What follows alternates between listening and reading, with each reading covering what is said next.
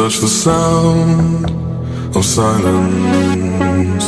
And in the naked light I saw 10,000 people maybe,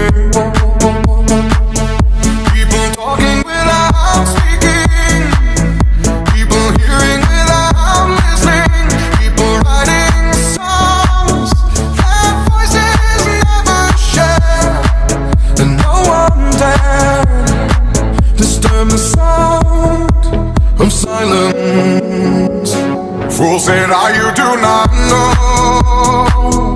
Silence like a cancer grows. Hear my words and I might teach you. Play my arms and I might reach you. But my words, like silent raindrops, fell and echoed in the wells of silence.